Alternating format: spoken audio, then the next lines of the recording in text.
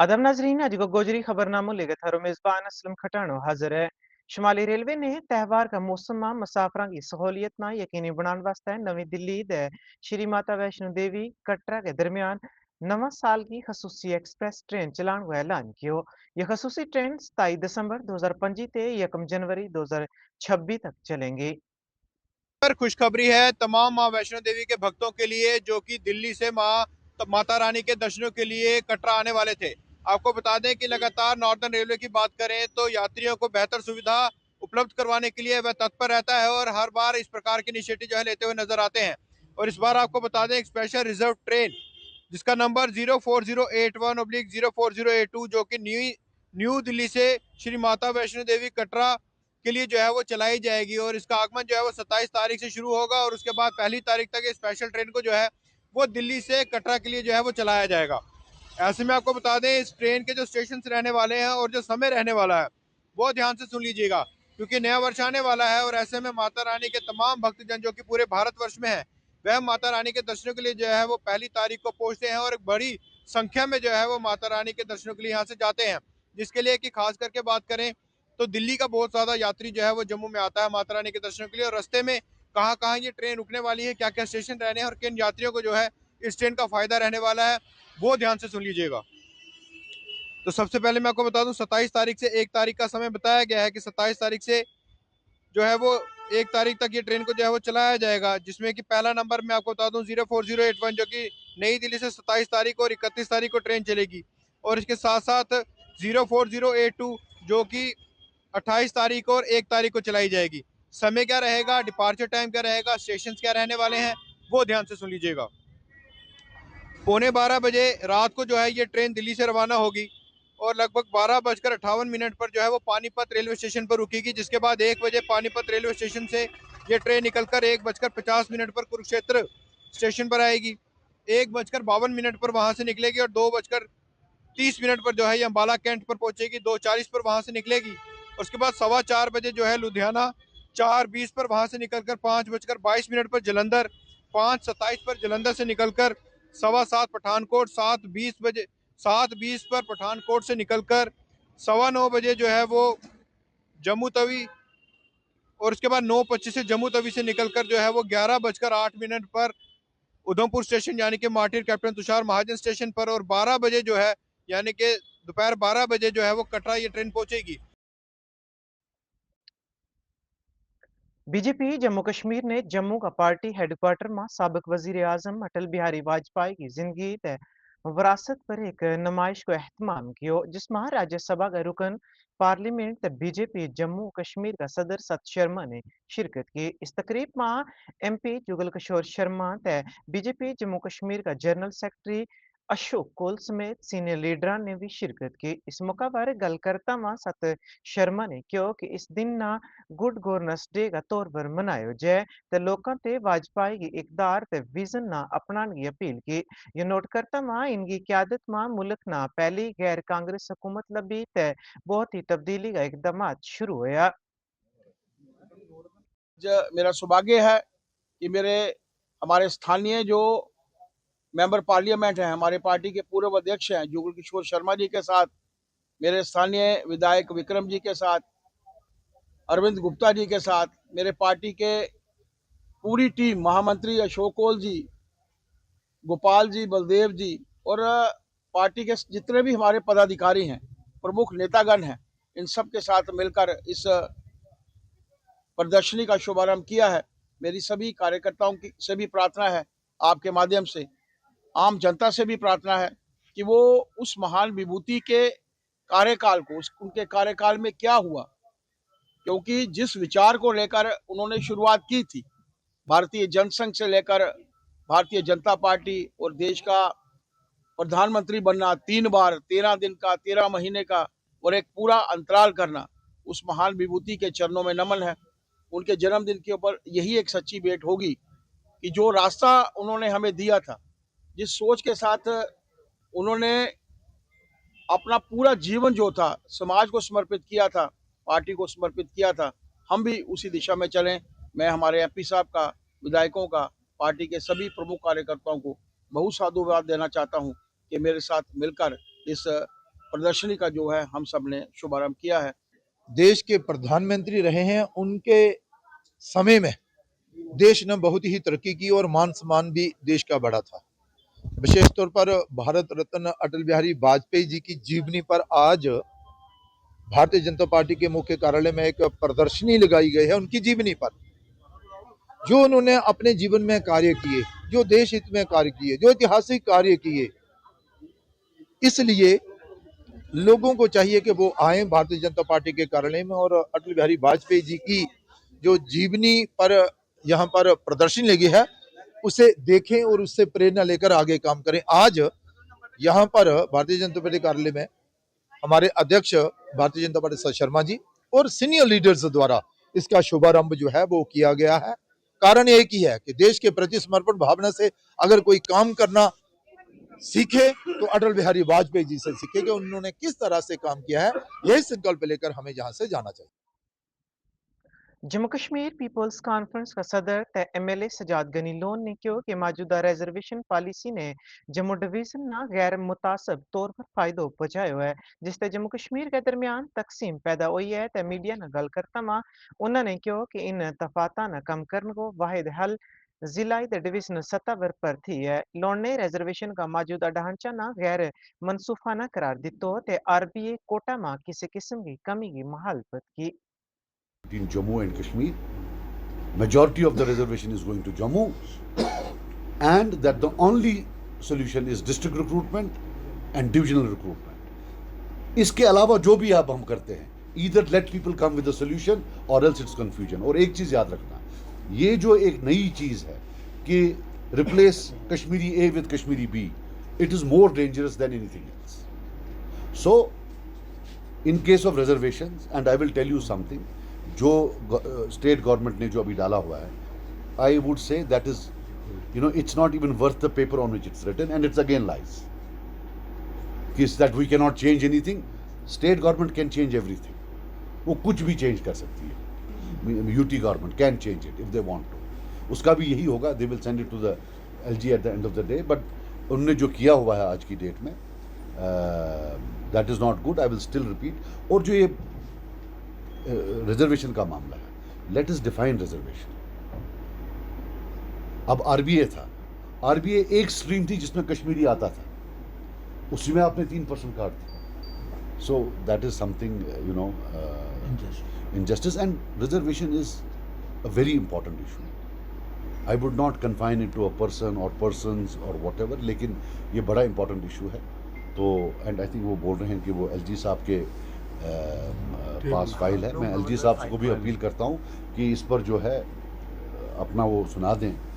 Interim में कुछ हो, but long term I would tell the government again that short of district recruitment and divisional recruitment it nothing will happen. I will tell you one thing, जितनी भी parties power में थी, from Congress to PDP और NC, सब ने मिलकर ये district और डिविजनल रिक्रूटमेंट को उड़ा दिया है। इसलिए इसके बारे में कोई बात नहीं करता है। They all have a role in eroding it at one time or another because of compulsions of having the Congress with them, which was from Jammu, और वो चाहते थे at times कि जहाँ शेड्यूल कास्ट नहीं है फिर भी आप हमारे जो है कैंडिडेट्स वहाँ ले जी, तो उस करके जो है ये उसकी लेगेसी है। लेकिन एज ऑन डेट प्रॉब्लम्स अब बहुत बड़ी हैं उससे, जो तब उन्हें प्रॉब्लम्स क्रिएट की थी उससे मल्टीपल टाइम्स ज़्यादा प्रॉब्लम्स हैं। So I think regarding reservations we need to define what it is, which I believe कि कश्मीर में रिजर्वेशन कम है, जम्मू में रिजर्वेशन ज़्यादा है।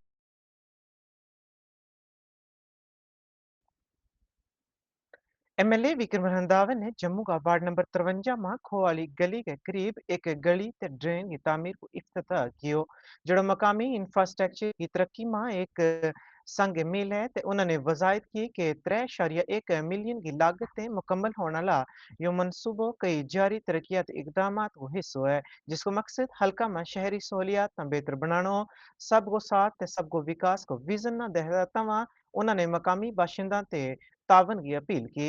नवी तामीर शुदा गली की तवील मुद्दी देखभाल न यकीनी बनाने की भी अपील की। देखिए, मऊ विधानसभा क्षेत्र में लगातार हमारा प्रयास, हमारी टीम का प्रयास रहता है कि जहाँ-जहाँ जिस तरीके की स्थानीय लोगों की रिक्वायरमेंट है अकॉर्डिंगली वहाँ की उनकी इच्छा अनुसार कार्य करवाए जाएं। और हमारे सभी मंडलों में हमारे, चाहे वो पंचायती क्षेत्र है, चाहे वो म्यूनसिपल का क्षेत्र है, चाहे वो कंटोनमेंट बोर्ड का क्षेत्र है, सभी जगह पे विभिन्न विकास कार्य जारी हैं। हमारे जम्मू म्यूनसिपल कॉरपोरेशन के अधीन आने वाले वार्ड नंबर 53 और 52 के बीच की ये कस्प है, जहाँ पे दोनों वार्डों को टच करता है एरिया, और बहुत देर से लंबी लोगों की डिमांड थी ड्रेन लेंस को लेकर।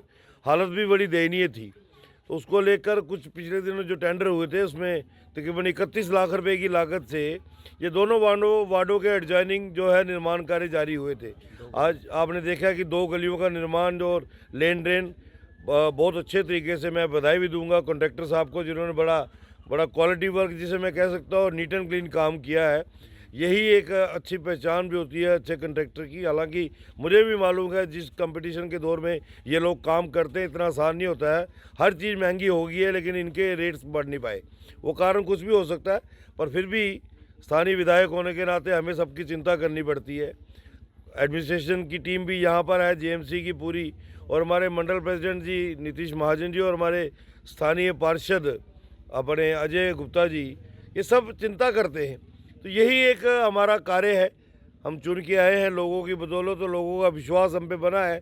सबका साथ, सबका विकास जो है वो तभी होगा जब हम विकास लोगों के घर तक करेंगे और लोगों का विश्वास जीतेंगे। और आज आपने देखा है कि स्थानीय लोग भी सभी, आज वर्किंग डे भी है, किसी को दुकान पे जाना है, किसी को काम पे जाना है, उसके बावजूद भी हमारा इंतज़ार भी कर रहे थे और आज इसका विधिवत उद्घाटन किया है।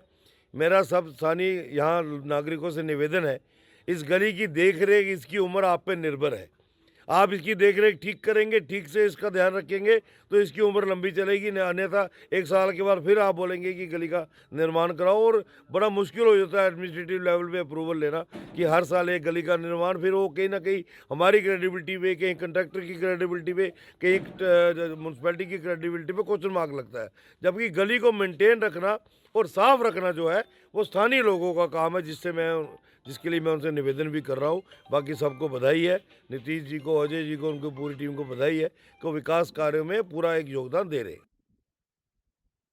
Centre of Indian trade union Jammu Kashmir ने 4 लेबर कोड के खिलाफ श्रीनगर का शेर कश्मीर पार्क में पुरमन एहतजाज किया। मुजाहिरीन ने कम से कम उजरत, कारकुना का हकूक को तहफ़्फ़ुज़, रेगुलाइजेशन द समाजी तहफ़्फ़ुज़ का फ़ायदा, आशा, आंगनवाड़ी त दीगर स्कीम पर मुबनी कारकुना का मनसूफाना उजरत को मुतालबा किया। किसानों के साथ ज्यादतियां करना बंद करो, बंद करो, बंद करो। आज यहाँ शेर कश्मीर पार्क में ही नहीं बल्कि पूरे मुल्क में प्रोटेस्ट हो रहा है।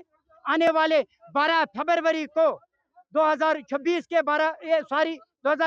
12 फरवरी को मुल्क भर में एहतजाज होगा, मुल्क भर में हड़ताल रहेगा। और सिर्फ ये जो 4 लेबर कोड इन्होंने लाए, हम समझते हैं, CITU centre of Indian trade union समझता है, और भी बाकी ऑर्गेनाइजेशन हमारे साथ मुंसलिक हैं। हम समझते हैं कि ये कानून मजदूरों के खिलाफ है, ये कानून आम जनता के खिलाफ है, ये कानून किसानों के लिए हम ये मानते हैं कि किसान और मजदूर अलग अलग नहीं है, ये अलग अलग नहीं है, एक ही प्लेटफार्म है इनका। और ये सरकार अडानी अंबानी के लिए काम कर रही है। हम इन सरकार को आज यहाँ अपनी डिमॉन्स्ट्रेशन पर एक डिमांड पुरजोर डिमांड करते हैं कि ये जो लेबर कोड 4 लाए इन्होंने, इनको कलअदम करके जो पुराने लेबर लॉज थे उनको लागू किया जाए। और जो आगे अमेंडमेंट बिल इन्होंने अमेंडमेंट किया MG नरेगा में, उस अमेंडमेंट बिल को भी मनसूख कलअदम किया जाए जल्द अज जल्द, वरना पूरे मुल्क में क्या होगा ये सरकार जानती है। जो भी मुल्क में होगा सरकार जिम्मेदार रहेगी। एहतजाजुक मुद्दा तो मकसद 4 लेबर कोड खड़ा गो, यह स्कीम वर्करन पे खड़ा गो। हेको 4 जानि बिहित अक्सी जाए, हेको एहतजाज कर कहें, हेको पन कत नश त्रथ। सह लेबर कोड गो यह आज पे मजम्मत कर, यह 4 लेबर कोड यह नीव सा वापस।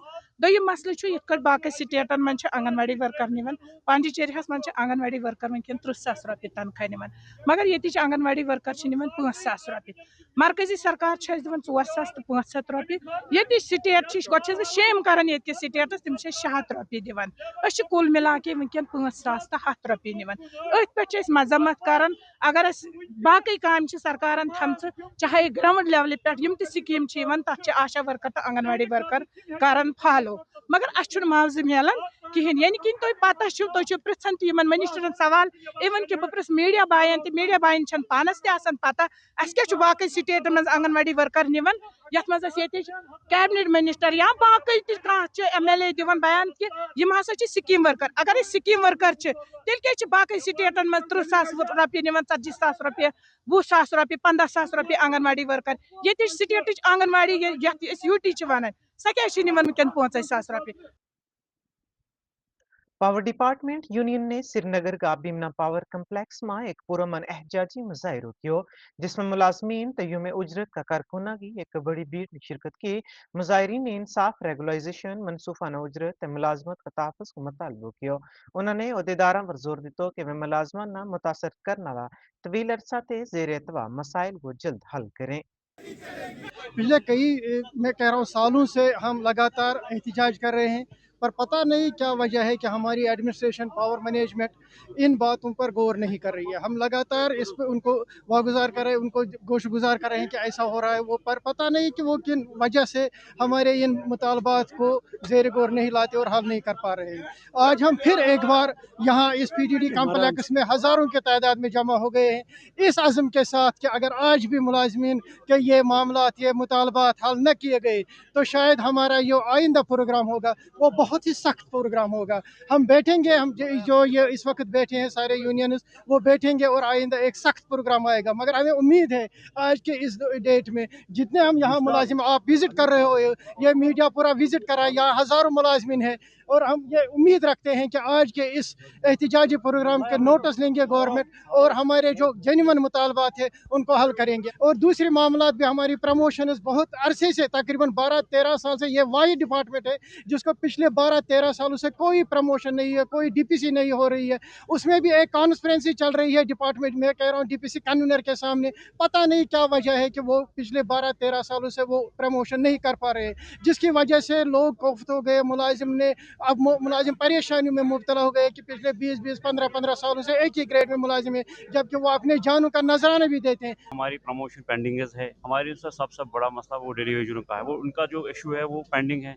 हम LG इंतज़ामिया से गुजारिश करना चाहते हैं, खासकर जो हमारे कमिश्नर सेक्रेटरी है PDD के शैलेंद्र सिंह, हम गुजारिश करना चाहते हैं कि हम लोग गवर्नमेंट एम्प्लॉयज़ हैं, हम लोगों की खिदमत के लिए गवर्नमेंट ने डिप्यूट किया है, हमें खाली काम वही करना है कि लोगों की खिदमत करें। लेकिन बदकिस्मती की वजह से कि हमें जो पावर एडमिनिस्ट्रेशन है वो हमें मजबूर कर रहे हैं कि आप सड़कों पे आ जाए, नहीं तो हमें ये शोभा नहीं देता कि हम सड़कों पे आए, क्योंकि हम लोग मौजूद इंसान है, बाल बच्चे इंसान है, कहाँ हमें ये परेशानी में खुद ब खुद गवर्नमेंट डाल रही है। इसलिए हम गुजारिश करने रहे हैं LG इंतज़ामिया से, कमिश्नर सेक्रेटरी से, हमें खाली वही काम करने दिए जिसके हम लोगों ने अपने डिप्यूट किया।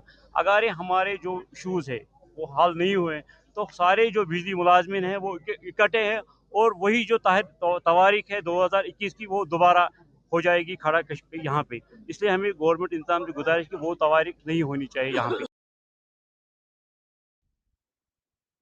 आज एक वफद ने DC किश्तवाड़ ने मुलाकात की तो प्रोजेक्ट के मुतल्लिक जारी मसाइल का बारे में अपना तहफ़्फ़ुज़ात को इजहार किया। उन्होंने दस्यो कि पावर प्लांट का मुलाजमीन कई दिनों ते हड़ताल में रहे ते कोई हल नहीं निकलियो।